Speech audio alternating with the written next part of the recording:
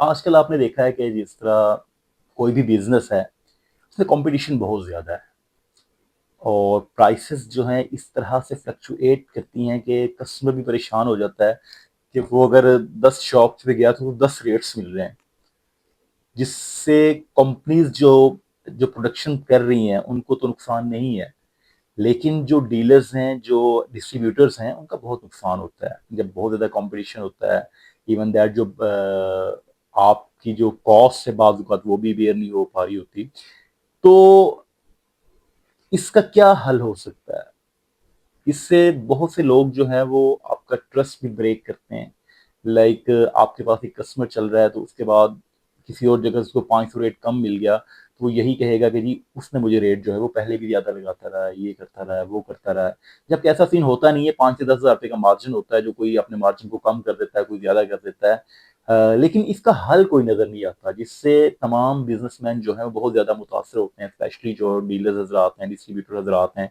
बहुत ज़्यादा कंपटीशन होने की वजह से जो है वो अपने आप को जो है वो बहुत ज़्यादा लॉस भी दे रहे होते हैं। अगर आपने बिजनेस करना है और आपने उसको ग्रो करना है तो ऑब्वियसली आपको पर यूनिट जो है वो प्रॉफिट चाहिए होता है, भले थोड़ा हो भले ज़्यादा हो।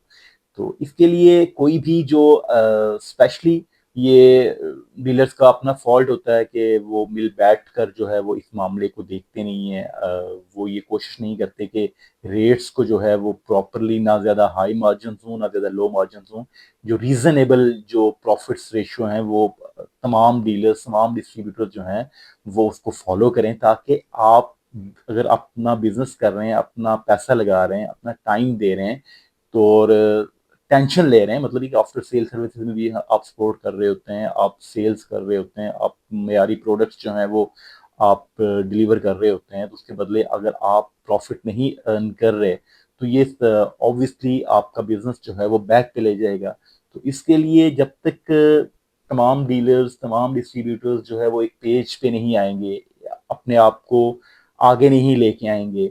देखें, कंपनी की सेल तो हो रही होती है, कंपनी ने डीलर्स को प्रोडक्ट्स दे दी या डिस्ट्रीब्यूटर्स को दे दी, कंपनी ने तो अपनी सेल कर ली, कंपनी ने अपने टारगेट्स मीट कर लिए। बट आगे बात आ जाती है कि आपका सर्वाइवल किस में है। आप एक ब्रांड या आपके पास दो ब्रांड्स हैं या आपके पास तीन ब्रांड्स हैं, अगर आप उनमें प्रॉफिट्स नहीं अर्न करते तो आप कैसे सरवाइव कर सकते हैं? जस्ट ये नहीं कि आपने पैसा कस्टमर्स की जेब से निकलवाया, कंपनी को दे दिया, फिर और ये आपका सर्कल चल रहा है। लेकिन आया कि उस सर्कल में आपको ये तो फील हो रहा है कि आपकी सेल हो रही है। आया कि आपका वो ग्रॉस प्रॉफिट जो पर यूनिट आना चाहिए वो आप हासिल कर रहे हैं कि नहीं कर रहे हैं। अगर वो आपका ग्रॉस प्रॉफिट जो है वो प्रॉपरली प्रोडक्ट्स के ऊपर आपको हासिल नहीं हो रहा तो फिर आपका बिजनेस अभी ना सही, अगर आपके पास बैकअप मजबूत है, लेकिन आफ्टर ये कुछ अरसे के बाद वो डाउन होना शुरू हो जाता है, क्योंकि बिजनेस को जो सबसे आगे लेके चीज जाती है वो आपका प्रॉफिट्स होता है। अगर आप चीजें लॉस में बेचेंगे, अगर आप चीजें बगैर प्रॉफिट के बेचेंगे तो आप एक अच्छा बिजनेस नहीं कर सकते। तो इसमें कोशिश करें कि जितने भी डीलर हजरात हैं, जितने भी डिस्ट्रीब्यूटर हजरात हैं, उनको एक पेज पे आना चाहिए, एक अपनी बात जो है वो कंपनीज के साथ डिस्कस करनी चाहिए कि रेट्स के ऊपर क्या किया जाए। पूरे पाकिस्तान में फिक्स रेट्स होने चाहिए, ताकि कोई भी ब्रांड है, ताकि ना तो कस्टमर को ज़्यादा पे करना पड़े और ना ही डीलर का नुकसान हो। इसी तरह जो है वो बिजनेस सर्वाइव करते हैं, अदरवाइज कंपटीशन में जो है वो बाज़ औक़ात जो बड़े बिजनेसमैन होते हैं वो तो सर्वाइव कर जाते हैं, लेकिन जो छोटे बिजनेसमैन होते हैं वो बहुत हद तक मुतासर होते हैं।